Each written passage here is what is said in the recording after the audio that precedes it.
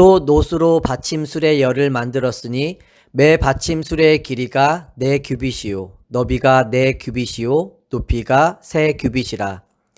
그 받침술의 구조는 이러하니 사면 옆 가장자리 가운데에는 판이 있고 가장자리 가운데 판에는 사자와 소와 그룹들이 있고 또 가장자리 위에는 놓는 자리가 있고 사자와 소 아래에는 화한 모양이 있으며 그 받침술에 각각 4바퀴와 노축이 있고 받침술의 4밭 밑에는 어깨 같은 것이 있으며 그 어깨 같은 것은 물두멍 아래쪽에 부어 만들었고 화하는 각각 그 옆에 있으며 그 받침술의 위로 들이켜 높이가 1규빗 되게 내민 것이 있고 그 면은 직경 1규빗 반 되게 반원형으로 우묵하며 그 나머지 면에는 아로 새긴 것이 있으며 그 내민 판들은 네모지고 둥글지 아니하며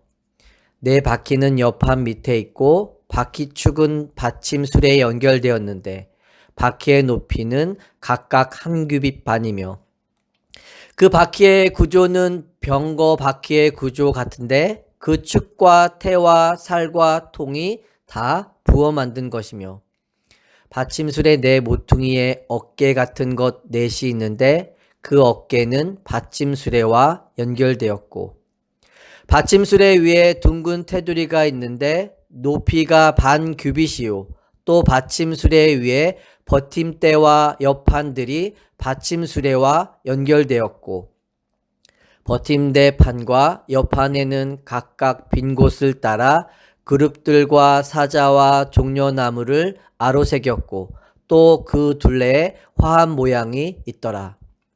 이와 같이 받침술의 10개를 만들었는데 그 부어 만든 법과 크기와 양식을 다 동일하게 만들었더라.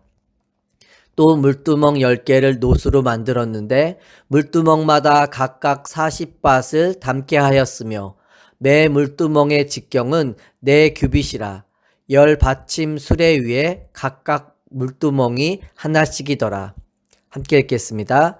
그 받침술의 5은 성전 오른쪽에 두었고 5은 성전 왼쪽에 두었고 성전 오른쪽 동남쪽에는 그 바다를 두었더라. 아멘.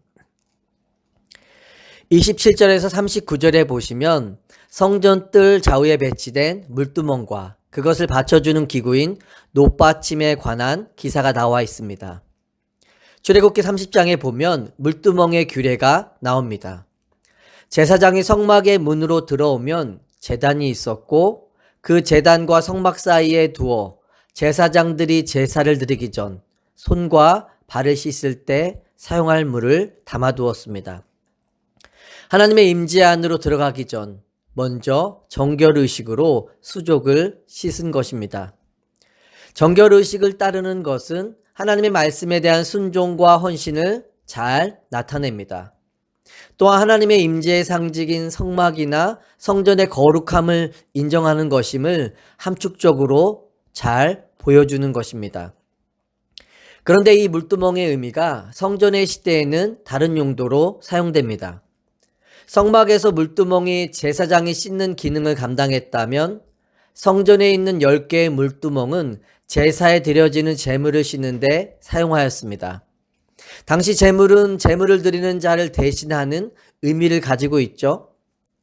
그냥 짐승이 죽는 것은 도살이지만 그 짐승에 안수하고 내 죄를 전가하면 의미가 달라집니다.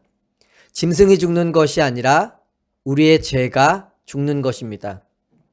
그래서 제사를 드리기 전 물두멍에 제물을 씻는다는 것은 제물을 드리는 자의 성결을 의미하는 것이기도 합니다. 물두멍은 그 아래 바퀴가 달린 받침 위에 놓여서 움직일 수 있게 하였습니다. 물두멍 받침의 판과 옆판에도 각각 그룹들과 사자와 종려나무를 아로 새겼습니다. 지성소에 있는 그룹의 모양들이 성전의 뜰에도 가득했던 것입니다. 성전 어느 곳에서든지 하나님의 임재를 기억하고 경험하며 하나님을 경외하려 한 것입니다. 이 물두멍은 우리의 죄를 대신해서 십자가를 지신 예수 그리스도를 상징합니다. 화목제물이 되어서 이 땅에 오신 예수 그리스도입니다.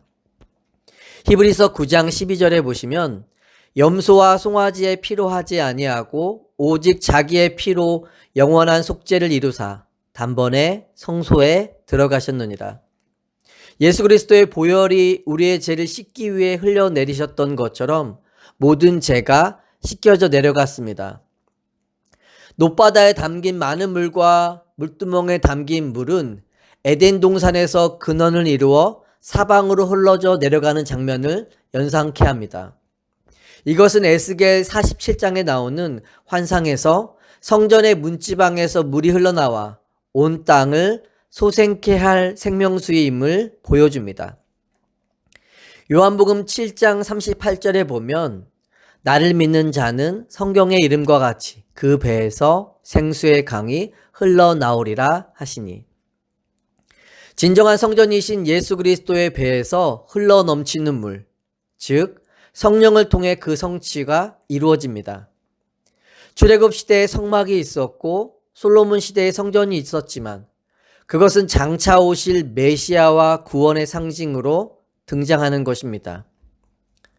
이스라엘 백성들은 광야에 있을 때 움직이는 성막에서 하나님을 만나고 예배했습니다. 그들은 성막에서 하나님의 임재를 느꼈고 성막은 하나님의 함께 하심을 상징했습니다.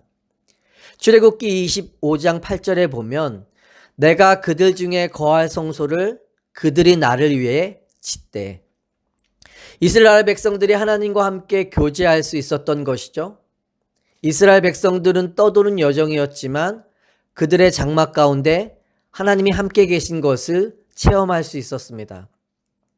그런데 성막에 늘 하나님의 영광이 임했던 것은 아닙니다.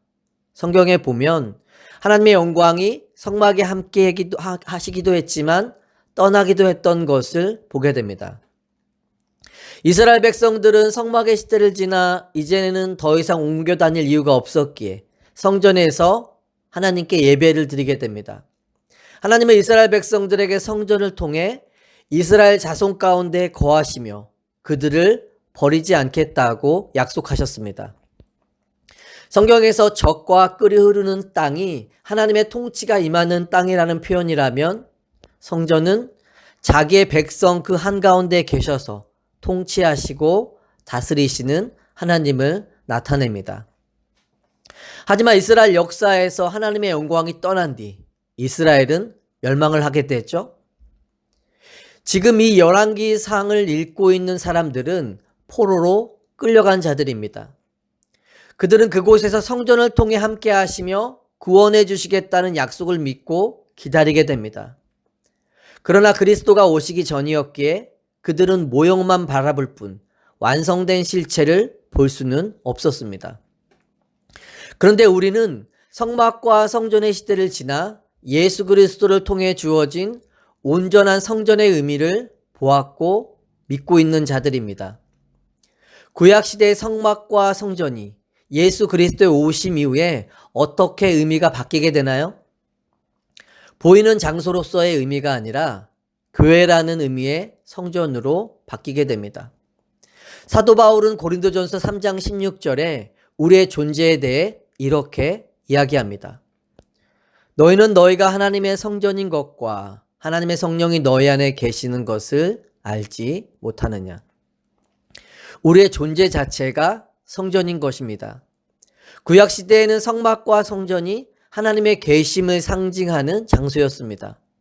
하지만 구약의 이 두 장소는 하나님의 임재와 은혜가 백성의 삶에 임한 것을 보여주면서도 동시에 거룩히 구별된 곳으로 아무나 들어갈 수는 없었습니다. 대제사장도 자신을 정결케 하고 나서야 1년에 한 번 들어갈 수 있는 곳입니다. 성경을 통해 알 수 있듯이 대제사장조차도 지성소에 들어가 죽을 수 있다는 것을 보게 됩니다. 하나님의 임재가 있는 지극히 거룩한 곳이기 때문입니다.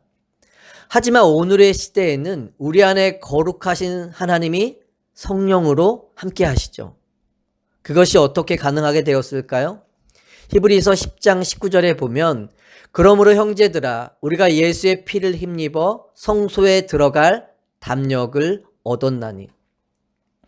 그러므로라는 표현을 통해 알 수 있듯이 그리스도께서 우리를 위해 이루신 일을 통해 확신을 가지고 하나님께 나아갈 수 있게 되었습니다. 담력이란 하나님과 갖게 된 새로운 관계 때문에 우리가 갖게 되는 담대함을 말합니다. 예수 피를 힘입어 하나님께 나아가며 하나님과 함께 할 수 있게 된 것입니다. 우리가 성막과 성전이 하나님의 거룩하심을 나타내는 장소로 알고 있다면 우리의 삶에 어떤 거룩한 삶이 요구되는지를 분명하게 알 수 있습니다. 내 안에 거룩하신 하나님이 계시다는 것, 그분과 함께 살아가는 삶이 어떠해야 하는지를 깨닫게 되는 것입니다. 바울은 하나님의 성령이 거하시는 자들이 어떻게 살아야 하는지에 대해 고린도전서 6장 19절에서 20절을 통해 이렇게 이야기합니다. 너희 몸은 너희가 하나님께로부터 받은 바 너희 가운데 계신 성령의 전인 줄을 알지 못하느냐.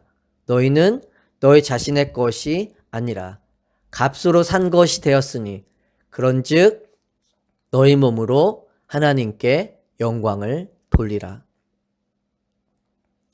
우리는 이 땅에서 그리스도인으로 살아가고 있습니다. 그리스도인의 삶은 예수 그리스도를 믿고 그분이 가셨던 길을 따라가는 자들입니다. 이것이 가능한 것은 주님이 내 안에 계시고 우리가 주 안에서 그분과 함께 살아가기 때문입니다. 언제가 될지는 알 수 없으나 우리는 하나님의 인도하심을 따라 모든 것을 다 이루고 천국으로 돌아가게 될 것입니다. 그것이 오늘이라는 시간 안에서 우리가 주 안에 거하며 주님과 함께 살아야 하는 이유입니다. 오늘 하루도 나의 영광이 아닌 나를 통해 하나님께 영광을 돌리는 삶이 될 수 있기를 예수 그리스도의 이름으로 축원합니다.